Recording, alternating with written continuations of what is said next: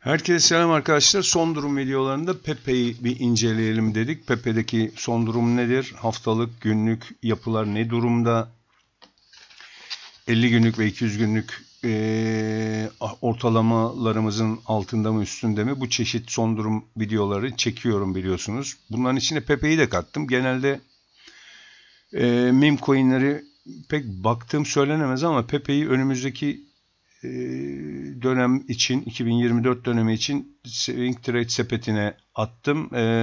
Onun haricinde Nisan, Mayıs, Haziran'da da meme coin toplamayı düşünüyorum. Onlarla ilgili bir çalışmam olacak. Nisan, Mayıs, Haziran 3 ay boyunca toplayacağım. Bir daha da almam büyük ihtimalle. Yeter o kadar meme coinlere ayıracağımız meblağ. Ondan sonra o sepet diyelim hadi. O portföyün içinde, meme coin portföyünün içinde kesinlikle Pepe olacak yani. Pepe'siz olmaz. Çünkü grafiğine baktığımızda Pepe daha henüz doğru düzgün bir şey gerçekleştirememiş şekilde önümüzde duruyor. Bir yatay bir durumu var. Kümüle süreci var. O da %200'lük bantın içinde diyebiliriz. Ortalama maliyet de şu anda baktığımız zaman aşağı yukarı ortalama şu bölgenin içinde bir ortalama maliyeti var. Yani Pepe'yi bundan sonra götürecek arkadaşlar varsa veya toplu halde buraya bir giriş sağlanacaksa önümüzdeki dönemde 2024 büyük rallisinde, bu arada dilimiz alıştı 2024 büyük rallisi diyoruz, olacakmış gibi.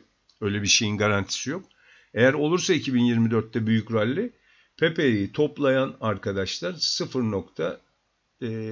bilmem kaç 12 seviyesi ortalama maliyetleri gözüküyor şu anda. Aşağıda da bir ufaktan bir toplama bölgesi var diyebiliriz. Dönüp buraları tekrar test eder mi? Edebilir. Bilmiyoruz. Nereden bilelim?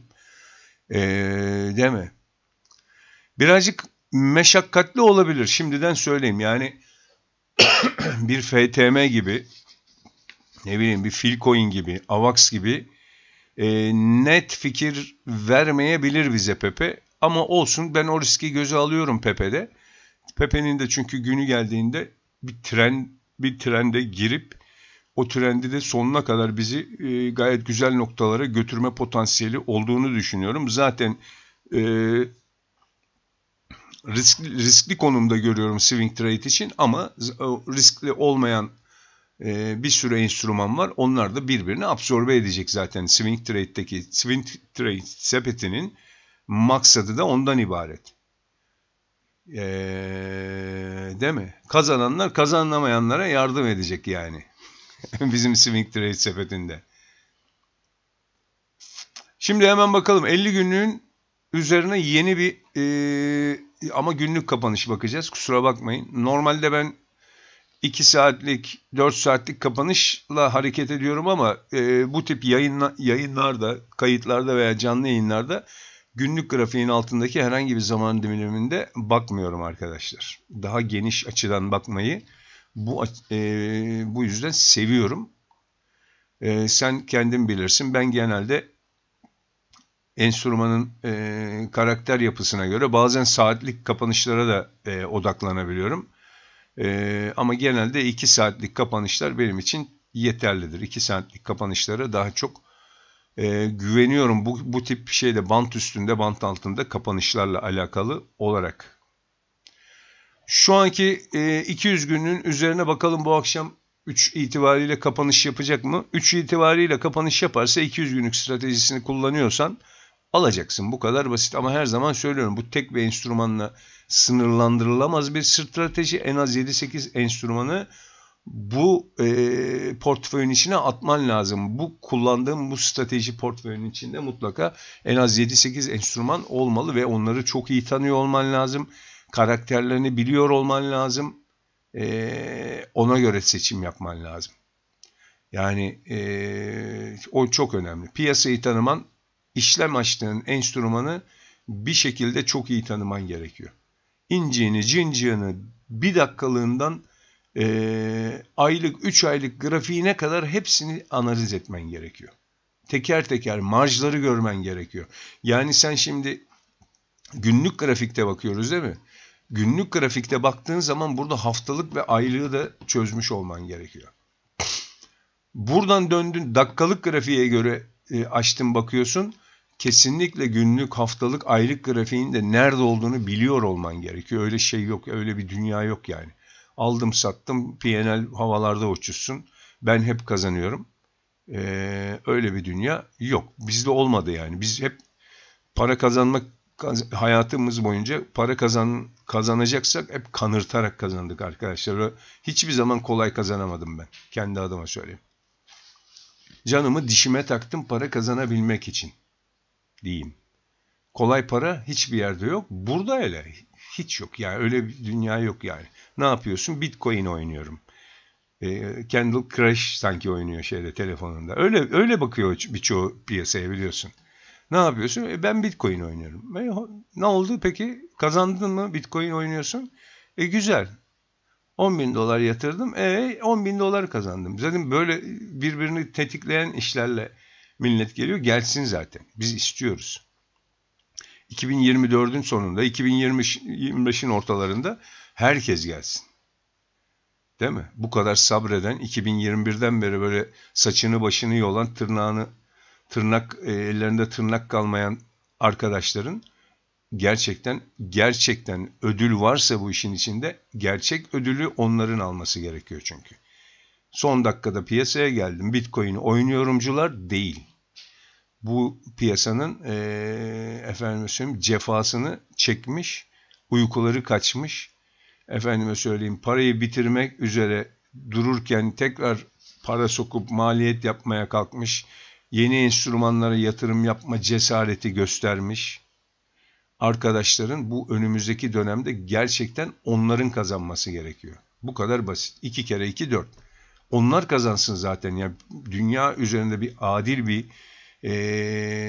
bir mekanizma varsa, adalet varsa eğer ki ben inanıyorum yani ilahi adalet konusuna gerçekten inanan biriyim. Bu kadar sabretmiş, bu kadar cefasını çekmiş arkadaşların ödüle ulaşması gerekiyor. Değil mi? Konudan yine saptım. Ya ben böyleyim arkadaşlar. İdare edin. Şey değil yani odaklanıp böyle Pepe şöyle, Pepe böyle, Pepe öyle, Pepe öyle değilim. Öyle bir adam değilim yani. Dağınığım birazcık. Şimdi Pepe dedik 50 günün üzerine 200 günün üzerinde. Haydi o zaman bakalım. Kapanış grafiklerine bakalım. Kapanış yapılarına bakalım. Daha doğru bir terim olarak yaparız. Günlük kapanış durumlarına bakarsak buraları geçiyorum arkadaşlar. Son duruma bakalım. Uzatmayalım fazla. Pek ne derler aslında fena da değilmiş ya. Ya çünkü ben burada bir önceki tepe veya dip değil, 2 önceki tepe ve dipe riayet eden bir arkadaşınız olarak söylüyorum. Şuradaki salınım gayet güzel bir şekilde ya birazcık canını sıkmış bazı durumlarda ama yok gayet güzel. Gelmiş. Burada bir alımı vermiş. Birazcık meşakkatli bu işler ama maalesef özellikle Pepe'de dediğim gibi birazcık yoracak bizi gibi gözüküyor Pepe'nin grafiği. İnşallah yormaz. Öyle güzel bir trend takip eder ki bu şimdi hani bugün diyelim ki 200 günün üzerinde kapandı. Bugün girdik akşam kapanışta. Bir daha önümüzdeki 1,5 sene hiçbir şekilde 200 günün altını görmeden devam eder inşallah. O zaman işte çok seviyorum piyasayı.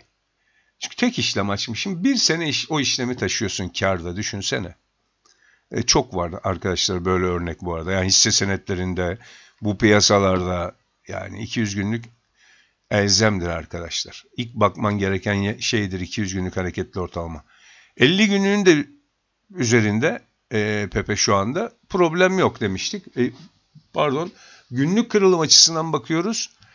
İlk kırılımı alırsan şunun üzerindeki kapanışta yani 967 kapanışında zaten burayı kırdığı için girmen gerekiyordu. Bu stratejiyi kullanıyorsan tabii. Benim günlük kırılımla alakalı pek bir stratejim yok. Sadece yapıyı göstermek amacıyla. Çünkü bu yapılar bütün zaman dilimlerinde çalışan yapılardır arkadaşlar. Bir şekilde fake'ler yapar. Kesinlikle bir sürü fake'e yakalanacaksın. Ama doğru düzgün bir strateji ortaya sürersen, riskini, kasanı doğru düzgün yönetirsen, zaten bu piyasa kırılımlarla yürüyen bir piyasa. Kırılımlardaki fake'lerle yürüyen bir piyasa. Bu kırılımda girersin ya da şuradaki bir önceki, ben açıkça söyleyeyim, bir önceki tepe veya dip kapanışlarını pozisyon almayı seven bir arkadaşınızım. Çünkü eğer güzel bir trend yakalarsa Pepe, bu günlük kapanış stratejisine göre de bir önceki dip veya tepeyi takip etmek daha uzun karlı bir trendin sonuna kadar taşımak anlamına geliyor. Öbür türlü çok aralarda fake'e maruz kalabilme ihtimalin yüksek olacaktır çünkü. Peki haftalığa bakalım. Şu anda bir problem yok. Günlük kırılımlarda da yapı şuradaki kırılım ve şuradaki kırılım kapanıştan sonra. Buradaki kapanış ama henüz gelmemiş. Bu akşamki kapanışı bekleyeceğiz. Bu akşamki kapanıştan sonra bakacağız. Peki haftalık yapıya bakalım. Kapanışlara bakıyoruz arkadaşlar. Tamam mı? Bar grafik bakmıyoruz. Mum grafik bakmıyoruz ki ben zaten mum grafikle işim olmaz. Tamam mı? Orada bana bir şey empoze edilmesini sevmem. Bu arada kırmızı yeşille bakmam. Hiç gerek yok. Baktığımda çünkü esas önem verdiğim şey bar kırmızı mı kapanmış, yeşil mi kapanmış? Kesinlikle değil arkadaşlar. Ben baktığımda kırılıma önem veriyorum. Bir de günlük, haftalık enstrümanın işlem aralıklarına çok önem veriyorum. Bar grafik baktığım zaman. Yani bar grafiği niye açıyorum? İşlem aralığı görmek için. İşlem aralığı ne? Aha da bunlar bak. Bunlar. İşlem aralıkları. İşlem aralıkları görüyor musun? Ortalama işlem aralığını merak ediyorum enstrümanın. Ona göre strateji ve pozisyon geliştirmek için buraları kullanıyorum açıkçası. Daha çok onlara önem veriyorum. Yani bar kırmızı kapanmış, hanging man olmuş. Beni hiç ilgilendirmiyor. Ne olursa olsun. Totomuzdan formasyon çok uyduruyoruz biz de. Seviyoruz gırgır şamata yapmayı. Kanala abone olmayı, videoyu beğenmeyi unutma. Vaktin varsa diğer videolara da göz atıp bizim bakış açımızı anlamaya çalışman bizi sevindirecektir. Telegram grubuna katılabilirsin. Açıklamalar bölümünde Telegram linki de var. Davet linki. Oradan Telegram'a katılabilirsin. Orada da bir sürü şeye ulaşma şansın vardır. Katıl tuşundan kanala abone olursan, Trade Araştırma Analiz grubuna abone olursan orada da birçok faydalı şeye ulaşma şansın olacaktır diyelim, sen bilirsin. Kimseyi bir şeyi empoze etmeye. VIP grubumuz var. Oraya gel, şu kadar para yatır. Oraya gelen arkadaşlar bu kadar kazanıyor, şu kadar kazanıyor. Öyle bir durumumuz yok arkadaşlar. Elimizden geldiğince yardımcı olmaya zaten çalışıyoruz. Haftalık yapıya bakalım. Haftalık yapıya göre 11 Aralık'taki şuradaki kapanış, tamam mı? Yani 25 Aralık kapanışı şuradaki haftalık yapıyı bozmuştu.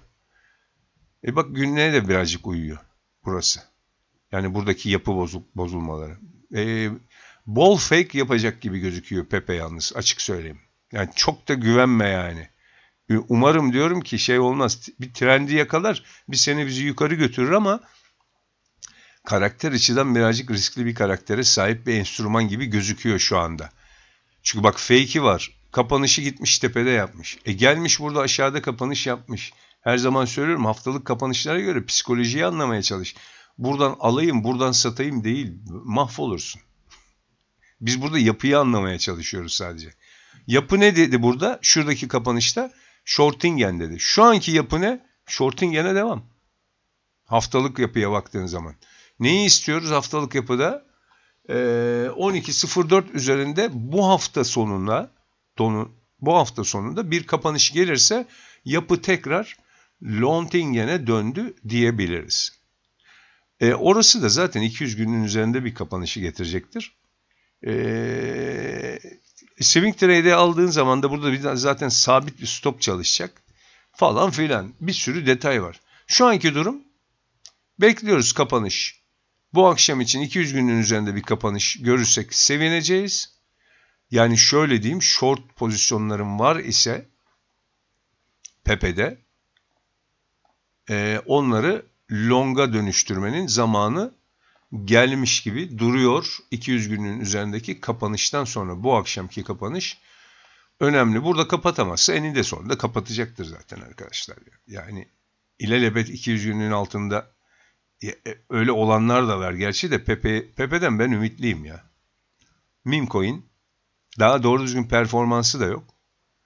Bakalım, burada da bir yataya bağlamış durumda, o da güzel. Bir maliyet seviyeleri oluşmuş, o da güzel.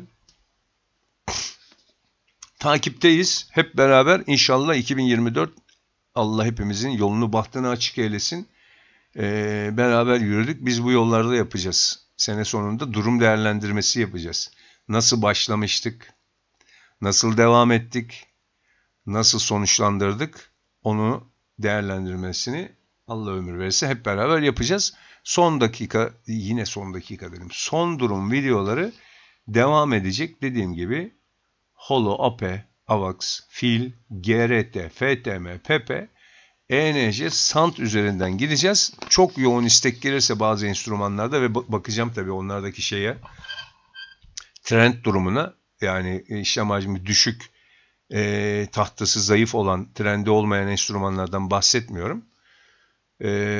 Onları da son durum videoları çekeriz. Sorun değil. Bizim işimiz bu.